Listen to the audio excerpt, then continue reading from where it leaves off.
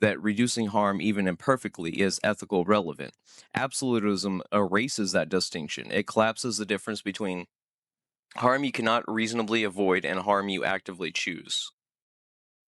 They've started talking about charity, and I absolutely agree with that. But they're conflating being vegan with looking after animals. That's why they go vegan. They think that that's the best way to care for animals.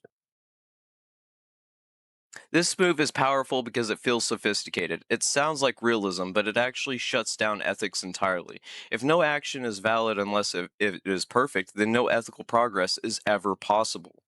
That standard doesn't lead to honesty, it leads to resignation. Ask yourself, do they apply this standard everywhere, or only when it conveniently dismisses a position they don't want to engage with? Because ethics that only appear when they excuse harm aren't ethics at all. Once absolutism is established, the next step is easy.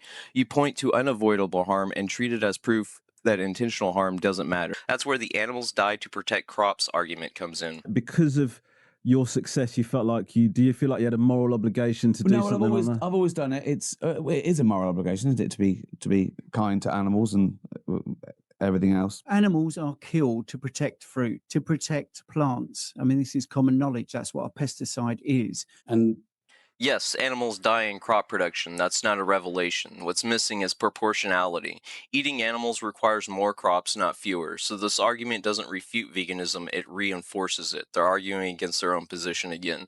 This is where absolutism gets operationalized. A factual statement is introduced. Animals die during crop production. The statement is true, and then immediately it's misused. The existence of harm is treated as proof that efforts to reduce harm are meaningless. This is the perfection fallacy.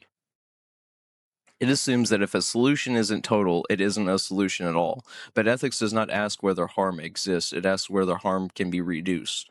Saying animals die to protect crops does not refute vegan ethics. It raises comparative question. Compared to what? Compared to diets that require more land, crops, pesticide use, and more habitat destruction.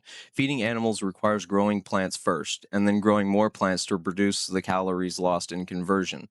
So the relevant question isn't, do animals ever die in plant agriculture? The relevant question is, which food system causes more of those deaths overall?